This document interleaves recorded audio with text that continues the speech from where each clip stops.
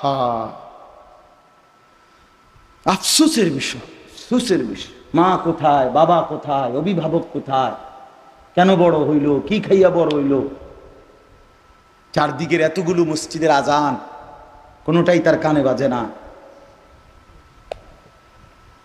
ওফো, আমার বুঝে ধরে না, আমি বুঝি না।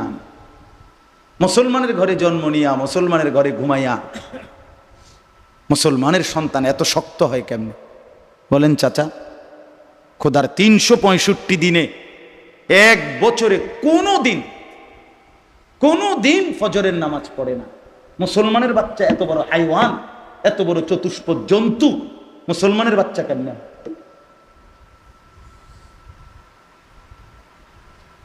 ওই কোন মার ঘরে দুধ খাইলো? ওরে পৃথিবীতে কে পাঠাইলো? কেন আসলো সে? আল্লাহর সাথে তার কি নারাজি? আল্লাহর সাথে তার গাদ্দারিটা কি? আল্লাহর সাথে তার রাগটা কিসের?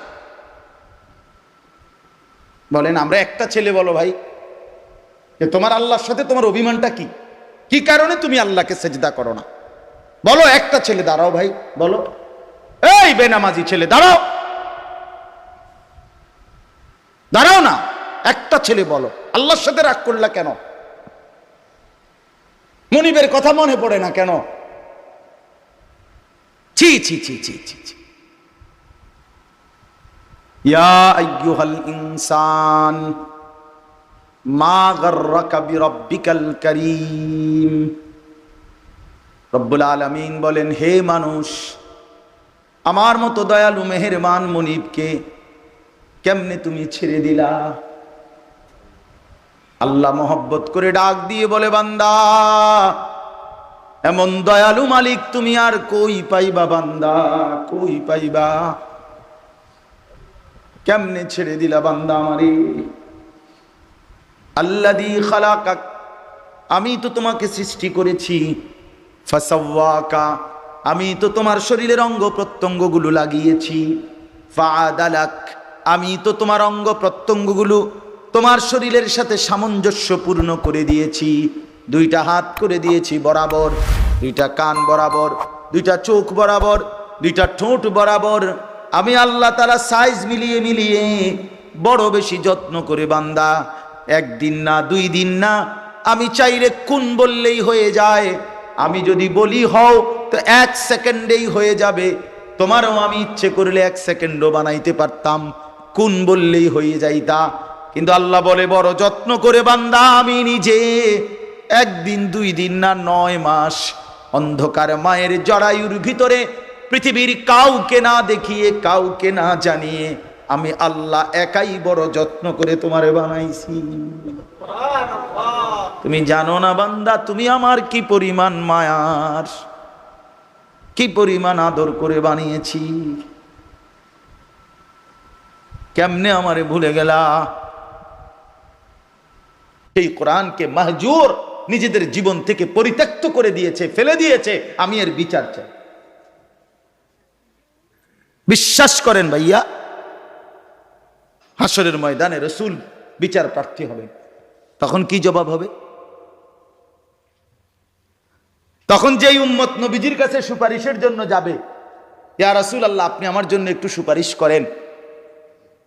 নবীজি যখন দেখবে আমল নামার মধ্যে কোনো কোরআনুল কারীমের তেলাওয়াতই নাই, কোরআন শরীফ ধরেও দেখে নাই, আমল নামার মধ্যে কোরআন শরীফ সহি শুদ্ধ পড়ার কিচ্ছু নাই, তো রাসূলুল্লাহ সাল্লাল্লাহু আলাইহি সাল্লাম বলবেন, উম্মত, এই মাত্র তো আমি তোমার বিরুদ্ধে আমি বিচার প্রার্থী হয়ে আসছি, তা আমি সুপারিশ করবো কেন? আমি তো তোমার বিরুদ্ধে বিচার করে দিয়েছি, তা আমি তো এখানে তোমার বিরুদ্ধে বিচার প্রার্থী, আমি তো বাদী, তোমার জন্য আমি সুপারিশ কেন করব? তুমি কেন মনে করলা না আমারে? কেন মনে করলা না? তোমরা ছেলেরা বলো ভাই, পৃথিবীর কত কিছু তোমরা পড়লা, আল্লাহর কোরআন কেন পড়লাম? কেন এই কলিজার ভিতরে একটাবারও জাগলো না? এ কেমন ইমান, এ কেমন মুসলমান আমি? 12 বছর সেই ছোটবেলার প্রাইমারি স্কুলে ক্লাস 1, 2, 3, 4, 5, 5টা বছর, হাই স্কুলের 5-6 বছর, কলেজ লেভেলের কতগুলো বছর, এই 12, 14, 16, 18 বছরের পড়ালেখা, 18টা বছর যেই মানুষটা মুসলমানের বাচ্চা পড়ালেখা করলো, বিনিময়ে একটাবার 18 বছরে তার কলিজার ভিতরে আসলো না যে আমি যে মুসলমান, আমার আল্লাহর পক্ষ থেকে নাজিলকৃত কোরআন, আমারে যিনি জবান দিছে, আমারে যিনি কথা বলার যোগ্যতা দিছে, যার ইচ্ছায় আমি কথা বলি, সেই আল্লাহর কালাম আমি ওইটা দেখে দেখাও কদ্দুর পড়তে পারি না। এর চাইতে বড় ব্যর্থতা, এর চাইতে বড় পরাজয়, এর চাইতে বড় অপদস্থতা খোদার কসম আর কিছু হইতে পারে। ওই জবান ফালতু, ওই জবান ব্যর্থ জবান, যে তার মালিকের কালাম পড়তে পারে। জানো না, আমি প্রয়োজনে তর্ক করিও আমার লগে, কারো হিম্মত হইলে তর্ক করো, যুক্তি দাও, আমি আলাদা বসুন তোমার। যেই জবান আল্লাহর কোরআন পড়তে পারে নাই, মুসলমান হওয়ার পরেও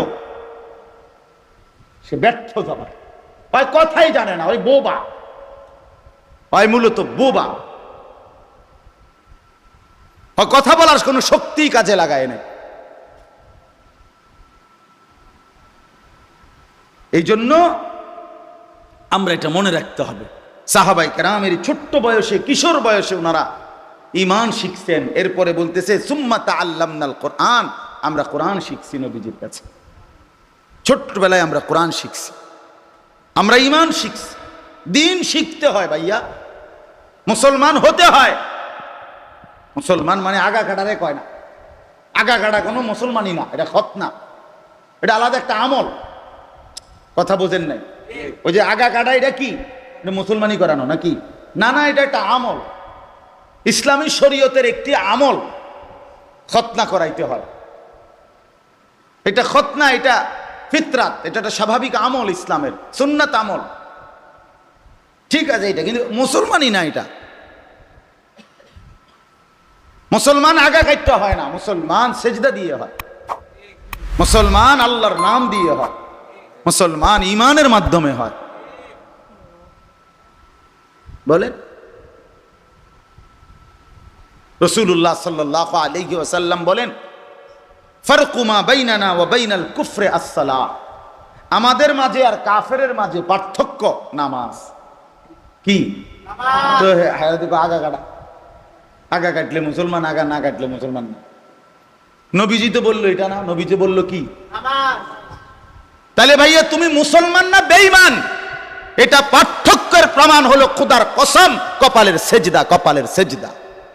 যে কপালে সেজদা নাই সে মুসলমান নয়, সে মানুষ না, সে মানুষ হওয়ার উপযুক্ত নয়।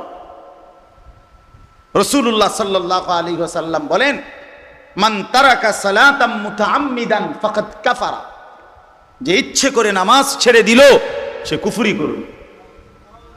রাসূলুল্লাহ বলছে, আল আহদুল্লাযী বাইনানা ওয়া বাইনাহুমা আস-সালাহ, নবীজি বলেন আমাদের মাঝে আর মুনাফিকের মাঝে পার্থক্য হলো নামাজ।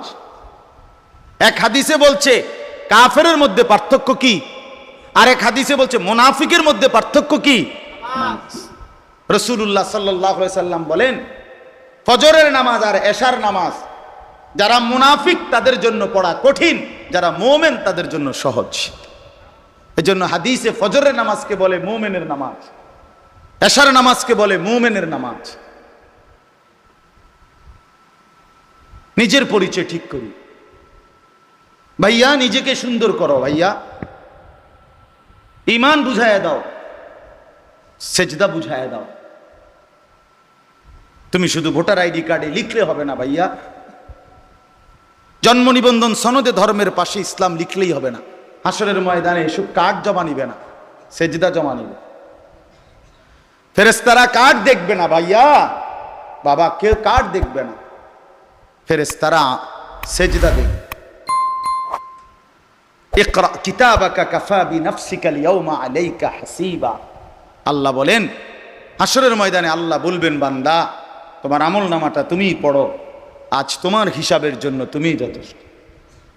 উল্টাও, পৃষ্ঠা উল্টাও বান্দা, উল্টাও, দেখো তো ফজরের নামাজ খুঁজে পাও কিনা, দেখো তো জোহর আসর মাগরিব খুঁজে পাও কিনা, দেখো তো কত উলঙ্গ ছবি দেখছিলাম, দেখো তো কত নর্তকীর নাচ দেখছিলাম। দেখো বান্দা, দেখো সেজদা দেখাও, আল্লাহর ডাক দেখাও, আল্লাহর কালাম তেলাওয়াত করছে দেখাও। ওয়াজাদু মা আমিলু হাদিরা, রব্বুল আলামিন বলেন প্রতিটা বান্দা নিজের আমল নামায় সব কিছু সে নিজে নিয়ে দেখতে পাবে। আর চিৎকার দিয়ে বলবে, ইয়া ওয়াইলাতানা মা লিহাদাল কিতাব, হায় আফসুস মাওলা, এটা আমারে কেমন আমল নামা দেখাইলেন। লা ইউগাদিরু সাগীরাতান ওয়ালা কাবীরাতান ইল্লা আহসাহা, বলবে আল্লাহ এটা কেমন আমল নামা লেখাইলেন, এর মধ্যে দেখি আমার জিন্দিগির ছোট বড়, একাকী প্রকাশ্য, এক সেকেন্ডের এক বিন্দু কোনো কর্মকাণ্ড তো লেখা ছাড়া বাকি রাখে নাই, সব তো উঠাই দিছে। এখানে আমার রাতও দেখা যায়, দিনও দেখা যায়, আমার ঘন্টা, আমার মিনিট, আমার সেকেন্ডগুলো দেখা যাচ্ছে। কোরআনুল কারীমের মধ্যে আল্লাহ বলেন, ইয়াউমা তুবলাস সারাইর, বান্দা বিশ্বাস করো কিয়ামতের দিন আমি আল্লাহ তোমার অন্তরের ভিতরে যেই কথাগুলো উঠানামা করত, পৃথিবীর কেউ কোনোদিন টের পায় নাই তোমার দিলের মধ্যে কি ছিল। আল্লাহ বলেন কিয়ামতের দিন বান্দা সেই দিলের ভেতরের কথাগুলো আমি আল্লাহ তোমার সামনে খুলে দেব।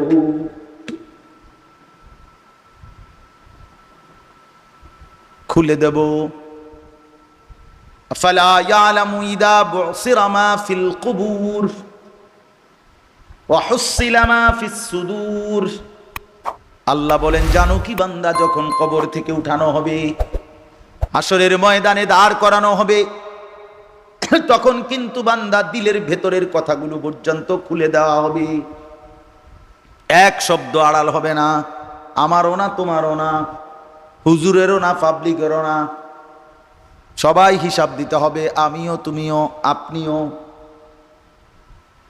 এজন্য ঈমান শিখেন, কোরআন শিখেন, দ্বীন শিখেন, নিজের হায়াত কদর করেন, হায়াত কদর করেন, আল্লাহকে সেজদা করেন। ভাইয়া, যে কপালে সেজদা নাই ওই শয়তান, সাফ কথা।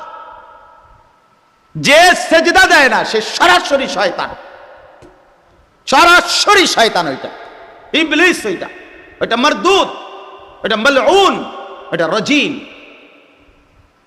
ওইটা অভিশাপাত যোগ্য। কেন? প্রমাণ কি? প্রমাণ কোরআন। এ যারে ইবলিস কয়, যারে শয়তান কয়, তারে 1 ঘন্টা আগেও, 1 মিনিট আগেও তারে কোনো শয়তান বলতো না। বলতো?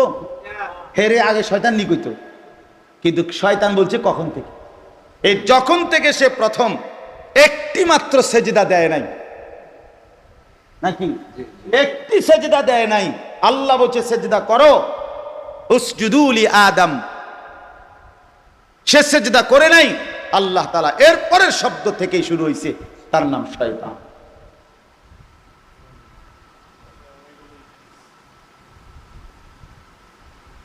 সেই থেকেই তাকে বলে রাজিম, ঘৃণিত, মারদুদ, বিতাড়িত, মালউন, লানতের যোগ্য।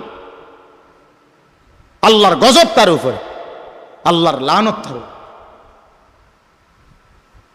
এই জন্য বাবা সেজদা করা দরকার, নামাজ পড়া দরকার। তুমি মুসলমান, তোমার আমার জিন্দিগি শুধু 1 প্যাকেট বিরিয়ানি না, 1 প্যাকেট খিচুড়ি না, 2টা জিলাপি না। চেহারা দেখলে বুঝা যায় ভাইয়া, চেহারা দেখলে বুঝা যায়। এখানে যে কয়জন নওজোয়ান ছেলে পড়ছো, যদি 50 জন হয়ে থাকো, 45 জনই নামাজ পড়ো নাই, চেহারা দেখলেই বুঝা যায়। আমি গুনে গুনে বলতে পারো, আমি একজন একজন করে বেনামাজি নাফরমান দাঁড় করাইতে পারো ইনশাআল্লাহ। আশা করি 50 জন দাঁড় করাইলে 45 জনই ঠিক হবে। বেনামাজি দেখলেই চিনা যায়, বেনামাজি দেখলেই চিনা যায়। কেমনে ঘুমাইবা আল্লাহর নাফরমান? এই ছেলেরা কেমনে ঘুমাইবা? কেমনে ঘুমাইবা বাপ? ফেরেশতা আইয়া যদি একটা লাথি মারে, ঘুম অবস্থা যদি একটা লাথি মারে, একটা লাথি মারে যদি, কোন লজ্জা! এটা কি জিন্দেগি, এটা কি জীবন ভাই! আহা, আফসোসের বিষয়, আফসোসের বিষয়। মা কোথায়, বাবা কোথায়, অভিভাবক কোথায়, কেন বড় হইল, কি খাইয়া বড় হইল? চারদিকের এতগুলো মসজিদের আজান, কোনোটাই তার কানে বাজে না। ওফো, আমার বুঝে ধরে না, আমি বুঝি না। মুসলমানের ঘরে জন্ম নিয়া, মুসলমানের ঘরে ঘুমাইয়া, মুসলমানের সন্তান এত শক্ত হয় কেমনে বলেন চাচা? খোদার 365 দিনে, এক বছরে কোনো দিন ফজরের নামাজ পড়ে না। মুসলমানের বাচ্চা এত বড় হাইওয়ান, এত বড় চতুষ্পদ জন্তু, মুসলমানের বাচ্চা কেমনে?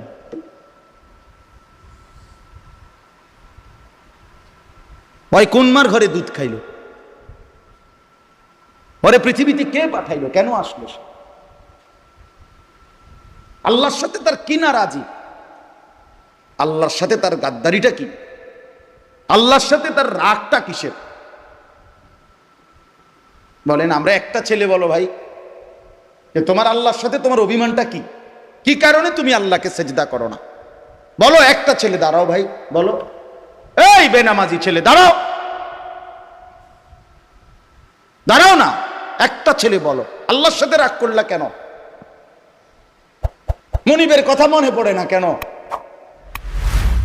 ছি ছি ছি ছি ছি ছি। ইয়া আইয়ুহাল ইনসান মা গাররাকা বিরাব্বিকাল কারীম। রব্বুল আলামিন বলেন, হে মানুষ, আমার মতো দয়ালু মেহেরবান মনিবকে কেমনে তুমি ছেড়ে দিলা? আল্লাহ মহব্বত করে ডাক দিয়ে বলে, বান্দা, এমন দয়ালু মালিক তুমি আর কই পাইবা বান্দা, কই পাইবা? কেমনে ছেড়ে দিলা বান্দা আমারে? আল্লাযী খালাকাক, আমি তো তোমাকে সৃষ্টি করেছি, ফাসাওয়াকা, আমি তো তোমার শরীরের অঙ্গ প্রত্যঙ্গগুলো লাগিয়েছি, ফাআদালাক, আমি তো তোমার অঙ্গ প্রত্যঙ্গগুলো তোমার শরীরের সাথে সামঞ্জস্যপূর্ণ করে দিয়েছি। দুইটা হাত করে দিয়েছি বরাবর, দুইটা কান বরাবর, দুইটা চোখ বরাবর, দুইটা ঠোঁট বরাবর। আমি আল্লাহ তাআলা সাইজ মিলিয়ে মিলিয়ে বড় বেশি যত্ন করে বান্দা, একদিন না, 2 দিন না, আমি চাইলে কোন বললেই হয়ে যায়। আমি যদি বলি হও তো 1 সেকেন্ডেই হয়ে যাবে। তোমারও আমি ইচ্ছে করলে 1 সেকেন্ডও বানাইতে পারতাম, কোন বললেই হয়ে যাইতা। কিন্তু আল্লাহ বলে, বড় যত্ন করে বান্দা আমি নিজে 1 দিন 2 দিন না 9 মাস অন্ধকার মায়ের জরায়ুর ভিতরে পৃথিবীর কাউকে না দেখিয়ে, কাউকে না জানিয়ে আমি আল্লাহ একাই বড় যত্ন করে তোমারে বানাইছি। তুমি জানো না বান্দা, তুমি আমার কি পরিমাণ মায়ার, কি পরিমাণ আদর করে বানিয়েছি। কেমনে আমারে ভুলে গেলা? কেমনে একটা সেজদা দিতে মন চায় নাই? ফি আইয়ি সূরাতিম মা শাআ রাক্কাবাক, আমি তো যেমন চেহারা দিতে মন চাইছে এমনটাই আমি সাজিয়েছি। সাদা আমি দিয়েছি, কালো আমি বানিয়েছি। সাদাটাও আমার পছন্দের, কালোটাও আমার পছন্দের। আমি তো আবু বকরকেও ভালোবাসতাম, আমি আল্লাহ বেলালের কালো হাফসিকেও তো ভালোবাসতাম। ভালোবাসতো না? হ্যাঁ, আল্লাহ বলেন, সাদাটাও তো আমার, কালোটাও তো আমার, লম্বাটাও আমার, বাইটাটাও আমার, সবই তো আমার। আল্লাহ আমাদেরকে বুঝ দান করেন। আমার ভাই, আমার বন্ধু, ফিকির চাই, ফিকির চাই। হায়াত একবারই আসে। দুনিয়া আমাদের জন্য যার যেটুকু বরাদ্দ এতটুকুই। অফিস সামাই রিজকুকুম, কোরআনের স্পষ্ট আয়াত। আল্লাহ বলছে, তোমাদের সকলের রিজিক আসমানে। খেতে না, খেতে না, ব্যাংকে না, চাকরির স্থলে না, তোমাদের রিজিক আসমান।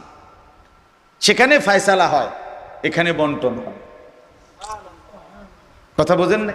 ফয়সালা হয় কোথায়? আসমানে, বন্টন হয় এখানে জমিন। আল্লাহ জমিনে বন্টন করে এটা। নাহনু কাসামনা বাইনাহুম মাঈশাতাহুম ফিল হায়াতিদ দুনিয়া, একের সরাসরি কোরআনের আয়াত। আল্লাহ বলেন আমি দুনিয়ার জীবনের মাঈশাত, উপার্জন মানুষের আমি আল্লাহ কাসাম না, আমি আল্লাহ বন্টন করে থাকি। এই জন্য আপন দুই ভাই এক মার ফুট, মা দোনোজনের হাত বুলাই দিছে, মা দোনো ফুটের লাগে কি দুয়াটা করছে, কিন্তু এক ফুট কুটিপতি আরেক ফুট ফকির। মা তো দোনোজনের জন্যই সমান দোয়া করছিল না?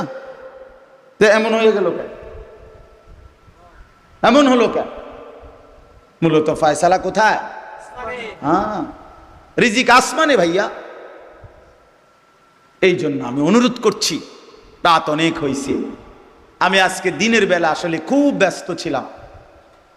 সারাটা দিন জোহরের আগ থেকে আমাদের অনেকগুলো কাজ ছিল, বিশেষ করে আমাদের হেফাজতে ইসলাম বাংলাদেশের অনেক কাজ ছিল। এই সাংগঠনিক অনেক মাগরিবের পরে আমি দুপুরের খানা খাইছি, মাগরিবের নামাজ পড়ে।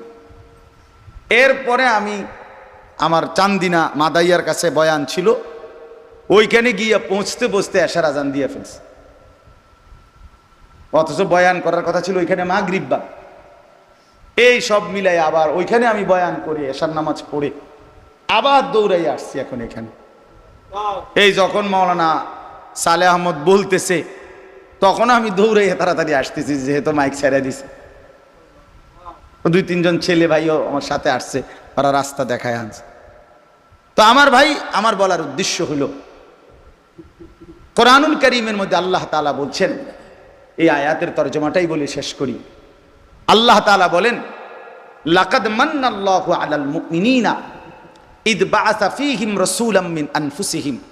আল্লাহ তাআলা বলেন আমার মুমিন বান্দারা, তোমাদের উপরে আমি আল্লাহ তাআলা এই পৃথিবীর যা কিছু দিয়েছি বান্দা, বিশ্বাস করো এই সব কিছুর চাইতে সর্বশ্রেষ্ঠ যেই দয়া, দান, নেয়ামত আমি তোমাদেরকে দিয়েছি মুমিনদেরকে, সেটা হলো আমি আমার শ্রেষ্ঠতম প্রিয় রসুল আমার বন্ধু মুহাম্মদকে তোমাদের জন্য দিয়ে দিয়েছি।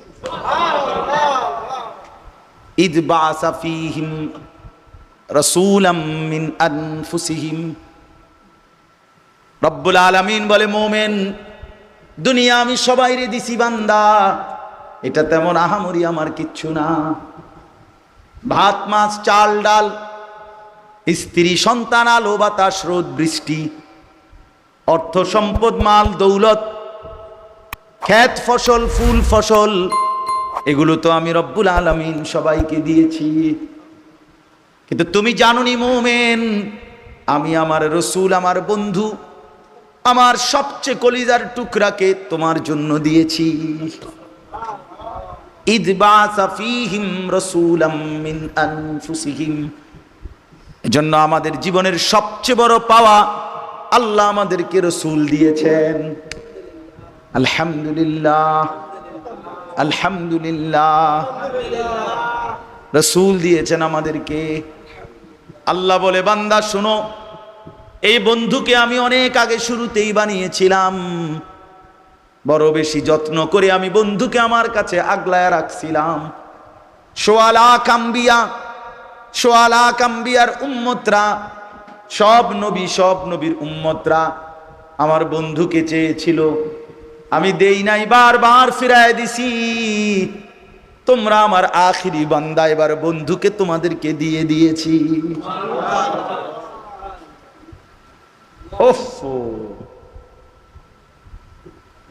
কত বড় নিয়ামত আল্লাহ তাআলা আমাদেরকে দিয়েছেন, এত বড় রসুল আমাদেরকে দিয়েছেন। গোটা কায়নাত আল্লাহ তাআলা, গোটা কায়নাত সাজিয়েছেন যার ভালোবাসায়, সেই প্রিয়তম রসুলকে আমাদেরকে দিয়েছেন। আরশে আজিমে নিয়া মেরাজে আল্লাহ তাআলা বলছে, বন্ধু আপনারে এখন যেখানে আইনা দাঁড় করাইলাম, এর উপরে আমার কোনো সৃষ্টি আর নাই, এর উপরে শুধু আমি আল্লাহ, এর উপরে আর কোনো মাখলুক নাই। সমস্ত মাখলুক এই মুহূর্তে আপনার কদমের নিচে, আপনি সমস্ত সৃষ্টির উপরে কাজে এটাই বুঝে নেন, আমি আল্লাহর পরে সমস্ত মাখলুকের উপরে, এখানেই আপনার মর্যাদা।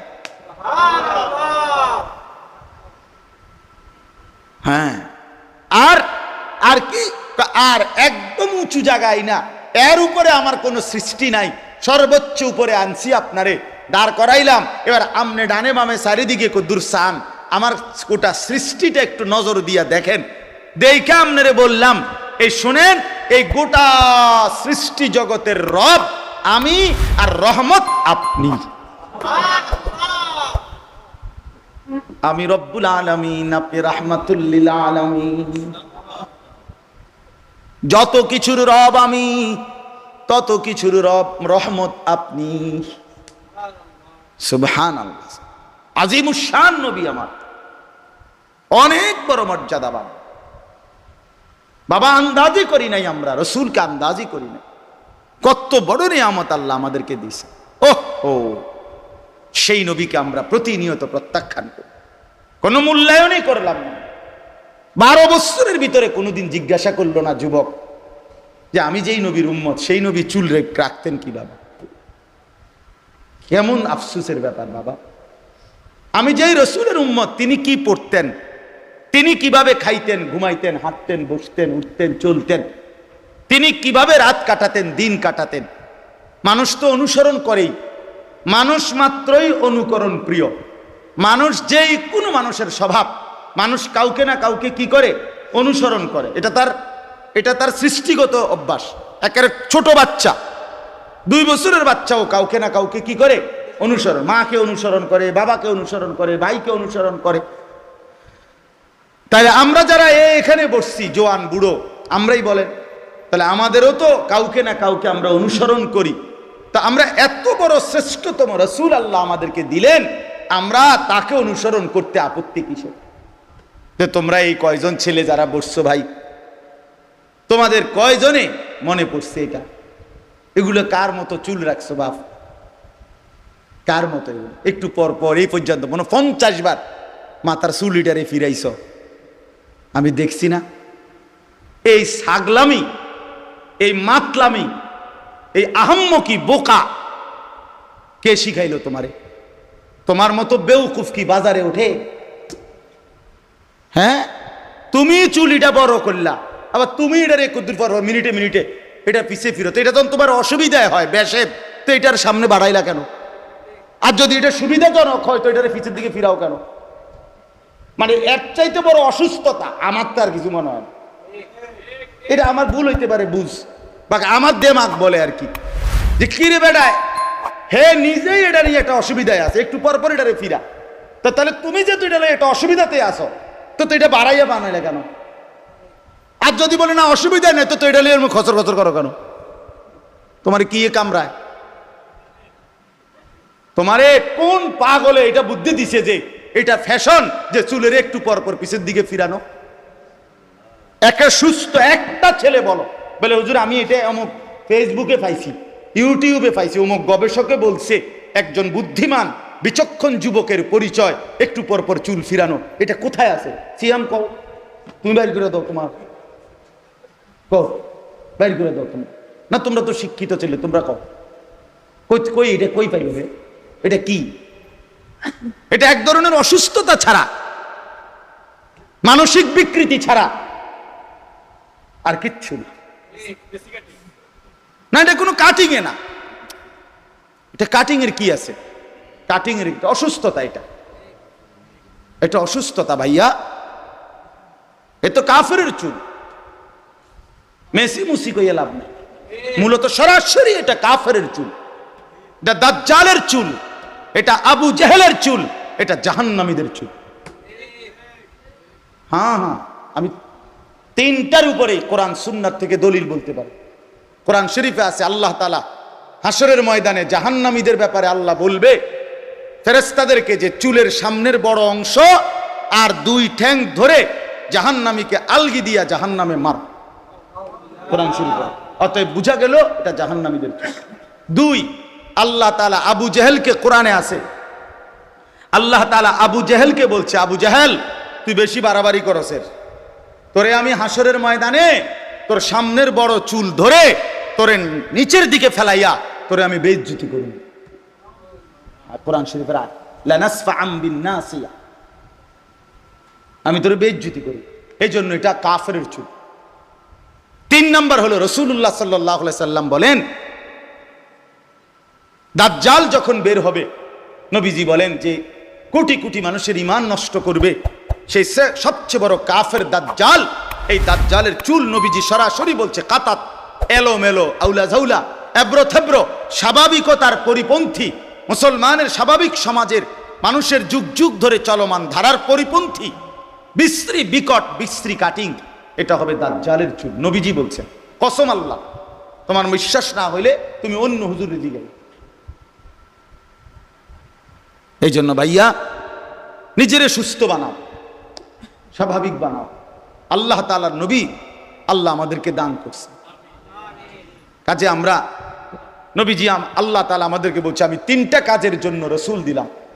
1 নাম্বার, ইয়াতলু আলাইহিম আয়াতিহি, তোমাদেরকে তিনি আমার কোরআন তেলাওয়াত করে শোনাবেন, এই জন্য আমি নবীকে দিলাম। পুরা কোরআন তিনি তোমাদেরকে শোনাবেন, এই জন্য কোরআনুল কারীমের তেলাওয়াত এটা ছিল নবী প্রেরণের প্রথম উদ্দেশ্য। আর আমাদের মাদ্রাসায় খেদমত করে কি না? 2 নাম্বার, ওয়ায়ুযাক্কিহিম, আল্লাহ তাআলা বলেন মানুষের অন্তর পবিত্র করা, অন্তর বিশুদ্ধ করা, সমস্ত মন্দ অভ্যাস থেকে বাঁচিয়ে উত্তম অভ্যাস দিয়ে অন্তর সাজিয়ে দেওয়া, এটা ছিল নবীর দ্বিতীয় দায়িত্ব। আল্লাহওয়ালারা হক্কানি বুজুর্গানি দিন এটা করে থাকেন। 3 নাম্বার, ওয়ায়ুআল্লিমুহুমুল কিতাবা ওয়াল হিকমা, কোরআন এবং সুন্নাহর আলোকে পুরা জিন্দেগি গড়ে দেওয়া, এটা নবীর দায়িত্ব। এই জন্য নবীজি হাতে কলমে ধরে ধরে সাহাবায়ে কেরামকে খাইতে উঠতে বসতে ঘুমাইতে চলতে ফিরতে, ঘর সংসার বাজার ব্যবসা দেশ জাতি রাজনীতি সর্বকিছুতে নবীজি সাল্লাল্লাহু আলাইহি সাল্লাম উম্মতকে শিখায় দিয়েছেন, বলে দিয়েছেন এভাবে বাথরুমে ঢুকবা, বাম পাও দিয়া, ডান পাও দিয়া বের হইবা, ঢুকতে সময় দোয়া পড়বা, বাইর হইয়া দোয়া পড়বা, ঢুইকা কমোটের কাছে গিয়া কাপড় উঠাবা, বাম পায়ের উপরে একটু ভর বেশি দিয়ে চাপ বেশি দিয়ে তারপরে টয়লেটের প্রয়োজনে বসবা, টয়লেট পেশাব পায়খানার জরুরত শেষ করে ঢিলা ব্যবহার করবা, টয়লেট পেপার ব্যবহার করবা, পানি ব্যবহার করবা, এরপরে বের হয়ে অজু করবা। তো এইভাবে ধরে ধরে ধরে ধরে উম্মতকে রাসূলুল্লাহ সাল্লাল্লাহু আলাইহি ওয়াসাল্লাম শিখায়। একটা নিঃশ্বাস, 1 গ্লাস পানি পান করতে গিয়ে 3 ঢোক মানে 3 নিঃশ্বাসে পান করবা, এটা পর্যন্ত মানে উম্মতের নিঃশ্বাস পর্যন্ত নবী ঠিক করে দিয়েছে। সুবহানাল্লাহ, নিঃশ্বাসটা পর্যন্ত একটা সুতা আল্লাহ তাআলার পক্ষ থেকে বাদ দেয় না। এই জন্য আমার কথা শেষ, আমরা শ্রেষ্ঠতম রাসূল, প্রিয়তম রাসূল পেয়েছি। আমাদের নবী আমাদেরকে পুরা বলে গেছেন ভাইয়া, কোনো কিছুর জন্য আমরা বেঈমানের কাছে, কাফের মুশরিকের কাছে